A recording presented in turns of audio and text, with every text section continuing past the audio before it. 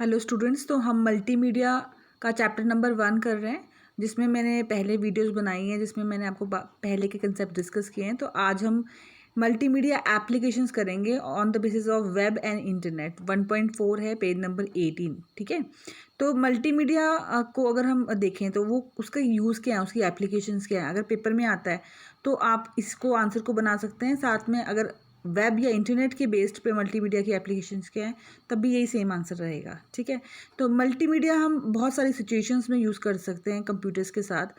तो जैसे सबसे पहला जो इसका कंसेप्ट है वो है एजुकेशन। ठीक है, एजुकेशन में हम बहुत ज़्यादा डिटेल में हम इसको स्टडी करते हैं और मल्टीमीडिया का यूज़ करते हैं। आजकल आपको मालूम है कि स्मार्ट क्लासेस का है, जिसमें बच्चों को मतलब वीडियोस के थ्रू कंसेप्ट को समझाया जाता है, जिससे वो और इंटरैक्टिव और समझते हैं बात को और डिटेल में। तो एजुकेशन में बहुत ज़्यादा यूज़ है मल्टीमीडिया का। सेकंड इसका यूज़ है वीडियो कॉन्फ्रेंसिंग का। ठीक है, वीडियो कॉन्फ्रेंस भी बहुत कॉमन हो चुकी है आजकल के डेट में। आप लोग मोबाइल के थ्रू भी वीडियो कॉन्फ्रेंसिंग करते हैं और आप कंप्यूटर्स के थ्रू भी यही काम करते हैं। तो that is all example of multimedia again. फिर थर्ड आपका सेक्शन है, इसमें ट्रेनिंग भी हम करवाते हैं। जैसे टीचर्स की इटसेल्फ ट्रेनिंग होती है मल्टीमीडिया के थ्रू, या स्टूडेंट्स की भी होती है। ठीक है, उसके बाद आपका इंटरनेट है। इंटरनेट मतलब कि आप जो वीडियोस बनती हैं हमारी, तो उसमें भी हमारी एडिटिंग होती है, मिक्सिंग होती है, या 3D एनिमेशन होता है, या मॉर्फिंग का कंसेप्ट भी होता है, जो इसमें एक ऐसी टेक्निक है जिसमें हम कुछ चेंजिंग भी करते हैं। तो ये सारी टेक्निक्स जो हैं वीडियो फिल्म्स को बनाने के पर्पस में और फॉर्मेटिंग करने के पर्पस के लिए यूज़ होती हैं। तो that is also an application of multimedia. फिर आता है आपका इलेक्ट्रॉनिक एनसाइक्लोपीडिया, जिसमें कि इलेक्ट्रॉनिक बुक्स हैं, डिक्शनरीज हैं, मैगजीन्स हैं। ठीक है, ये सारे काम हमारे कौन करता है? इलेक्ट्रॉनिक एनसाइक्लोपीडिया इसके अंडर आ जाएगा। तो इसका फ़ायदा ये होता है कि बुक्स में तो सिंपली टेक्स्ट लिखा होता है, लेकिन अगर आप इलेक्ट्रॉनिकली कोई कंसेप्ट देख रहे हैं तो उसमें आपको आवाज़ भी आएगी, मतलब प्रोनाउंसिएशन भी आ जाएगी, तो साउंड भी साथ में आएगी, तो जिससे आप समझने में आपको आसानी हो जाती है। तो आजकल के टाइम में हम लोग ई बुक्स भी मंगवाते हैं, और साथ में आप देखेंगे जैसे आप गूगल में कोई वर्ड का मीनिंग सर्च करते हैं तो साथ में आपको उसकी प्रोनाउंसिएशन भी आ जाती है। तो बहुत हेल्पफुल होती है ये। तो ये 5th पॉइंट है आपका जो एप्लीकेशन है, इलेक्ट्रॉनिक एनसाइक्लोपीडिया। नेक्स्ट कंसेप्ट है आपका कमर्शियल एप्लीकेशंस। कमर्शियल एप्लीकेशंस कैसी होंगी? जैसे कि आर्किटेक्ट्स हैं, वो मल्टीमीडिया प्रेजेंटेशन यूज़ करते हैं अपने क्लाइंट को हाउसेस जैसे उन्होंने बनाने हैं, तो उसके बारे में वो गाइड करने के लिए बहुत ही अच्छा इफेक्टिव वे होता है। या फिर गेम्स खेलते हैं हम, मीडिया गेम्स, मल्टीमीडिया गेम्स, जिसमें हम जैसे मान लो कि रेस करना है कार को, और बहुत सारी हमारी गेम्स होती हैं।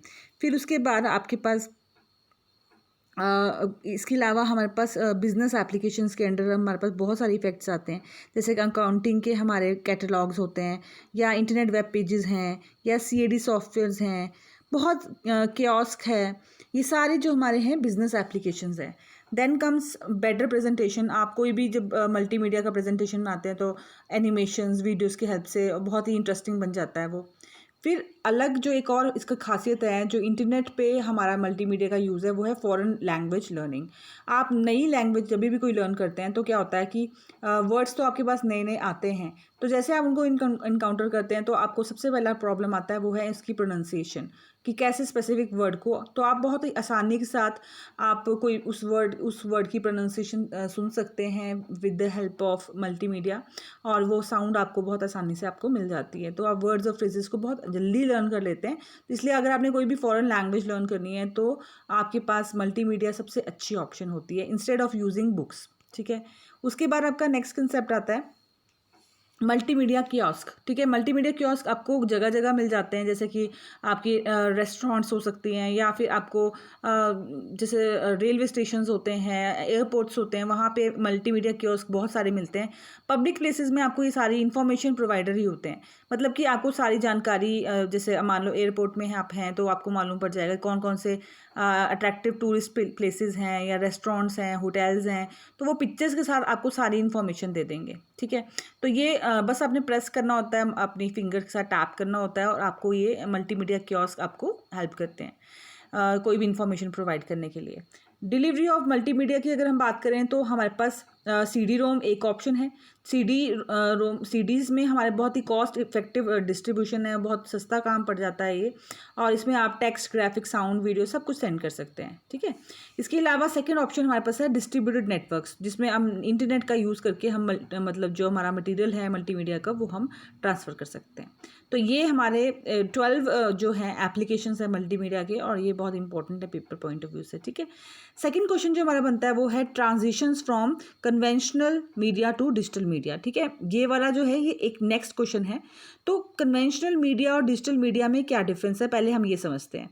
तो चलिए, आपने अगर आपको पता हो तो आपके घर में जैसे पुराना टेप रिकॉर्डर अगर हो तो आप देखेंगे कि उसमें कैसेट्स होते थे। आप अपने पेरेंट्स से भी डिस्कस कर सकते हैं अगर आपने नहीं देखा हो। तो टेप रिकॉर्डर में क्या होता था, पहले कैसेट होती थी जिसमें आपके आप म्यूज़िक सुन सकते थे, जिसमें गाने अगर एक बार प्ले हुए तो वो सारे बारी बारी रन होते थे। या फिर टेलीविज़न में जो आज भी जो ब्रॉडकास्ट होता है तो क्लिप्स वो आपके एनालॉग फॉर्म में होते हैं। तो बेसिकली एनालॉग सिग्नल्स होते हैं जो बनते कैसे हैं, बेसिकली वो आपके पास एक्चुअली एयर की कॉम्प्रेस्ड या डी कॉम्प्रेस्ड होती है अलग अलग रेट्स पे, जिसकी वजह से आपको वो साउंड सुनाई देती है और वो प्रोड्यूस करता है सिग्नल, ठीक है। एक तो ये ऑप्शन है। तो इसमें जो वेरिएशंस होती हैं वो इलेक्ट्रॉनिकली एक फॉर्म में हम उसको सेव कर सकते हैं, जो मैग्नेटिक मीडिया के फॉर्म में, और वो रिप्रोड्यूसिबल हो जाती है फिर, ठीक है। तो ये डायग्राम आपको दिया हुआ है जिसमें आपकी फ्रिक्वेंसी और एप्टीट्यूड दिया हुआ है। आप उस बिहाफ पे आपको समझाया कि एनालॉग सिग्नल कैसे रिप्रेजेंट होता है। तो अब अगर हमारे को डिजिटल फॉर्म में सेव करना है डेटा को, तो डिजिटल जो होता है वो 0 और 1 के फॉर्म में हमेशा सेव करता है। 0 मतलब लो लेवल हो जाएगा और हाई लेवल के लिए 1 आ जाएगा। तो दो ही फॉर्म है और इनको बोलते हैं हम डिजिटल सिग्नल्स, ठीक है। तो एनालॉग जो होता है वो लाइट वेव्स होती हैं इमेज की, ठीक है, या फिर साउंड की, ठीक है। और उनको जब हम कन्वर्ट करते हैं बाइनरी डिजिट्स में तो वो आ जाते हैं आपकी डिजिटाइजेशन, उसको बोलते हैं। तो ट्रेडिशनल मेथड जो था वो हमारे पास cassettes, tapes, records, video cassette tapes होती थी, तो उसमें सारा डेटा सेव होता था। लेकिन अब जो है ये सारा सिस्टम चेंज हो चुका है और वो सब हम आज की डेट में पेन ड्राइव्स या डिजिटल फॉर्मेट में ही काम कर रहे हैं, मतलब कि CD, DVD इनमें हम काम कर रहे हैं। तो वो डिजिटल फॉर्मेट में हमारा काम हो रहा है, मतलब 0 और 1 के फॉर्म में डेटा सेव होता है, ना कि एनालॉग फॉर्म में, ठीक है। तो ये ट्रांजिशन है, ये ट्रांजिशन का टॉपिक था कि आपके पास कैसे ट्रांजिशन हुआ है। तो बेसिकली अगर आपको पता ही है, जैसे कि टेक्स्ट है, टेक्स्ट को अगर आपने कीबोर्ड से एंटर किया तो वो तो हम सिंपलेस्ट हमारा है ही प्रोसीजर, जैसे आप इनपुट करते हैं। लेकिन OCR जो होता है, ऑप्टिकल कैरेक्टर रिकॉग्निशन स्कैनर्स जो होते हैं, इसमें हम पूरी पूरी एक शीट डाल देते हैं और वो हमारी उस शीट को एज ए इनपुट ले लेता है। और स्कैनर्स जैसे हमारे पास UPC that is universal product code, ये हमारे हैंड हेल्ड स्कैनर जो होते हैं, ये भी बार कोड आपको पता होगा, जब आप मॉल्स पे जाते हैं तो स्कैनर्स आपको होते हैं और स्कैन कर लेता है वो, मतलब आपको खुद नहीं टाइप करना पड़ता। ये एक तो है कि आप खुद टाइप करो कि क्या प्रोडक्ट का कोड है और सब कुछ, और स्कैनर क्या करता है, वो आपका टेक्स्ट अपने आप उठा लेगा। तो ये तीसरा तरीका है आपको टेक्स्ट को इनपुट करने के लिए, ठीक है। फिर उसके बाद अगला तरीका आपका है magnetic ink character reader, MICR जिसको बोलते हैं। तो ये तो सदियों से, मतलब 1950s से ये यूज़ हो रहा है, जिसमें कि हमारे पास जो चेक होता है उसके लास्ट में बॉटम में कुछ कीज़ लिखी होती है मैग्नेटिक इंक से, और वो MICR क्या करता है, उस इंक को फेच करता है। तो टेक्स्ट को हम ना सिर्फ कीबोर्ड के थ्रू, हम OCR के थ्रू या फिर UPC के थ्रू या MICR के थ्रू हम एक्सेस कर सकते हैं। और टेक्स्ट को इनपुट करने का अब तो सबसे लेटेस्ट तरीका जो वो है आप जैसे गूगल में भी करते हैं, आपको लिखने की ज़रूरत ही नहीं है, आप सिर्फ उसके बटन को क्लिक करते हैं, साउंड बटन को, और आप बोलते हैं, और जो भी आप बोलते हैं वो आपकी बात को सुनता है और रिकॉग्नाइज करके वो डिस्प्ले करके आपको सर्च कर देता है। तो ये सारे एग्जाम्पल है कि कैसे हमारा मल्टीमीडिया ने चेंज किया है हमारा ट्रेडिशनल मेथड को और लेटेस्ट डिजिटल मेथड के थ्रू। तो जो हमारा आवाज़ सुनता है जो गूगल, वो डिजिटल फॉर्मेट में ही सेव करता है। इसके बाद आपके क्वेश्चंस हैं और बहुत ही आसान क्वेश्चंस हैं। ये multimedia is a combination of, जैसे जिसमें ऑल आएगा, इस तरह से आपने सारे क्वेश्चंस कर लेने हैं। आपके इसमें मल्टीपल के अलावा डिस्क्रिप्टिव क्वेश्चंस भी बनते हैं और आपने ये सारे क्वेश्चंस करने हैं, ठीक है। तो अगर आपको कोई क्वेश्चंस में प्रॉब्लम आएगी तो प्लीज़ आप व्हाट्सएप में डाल दीजिएगा। Thank you.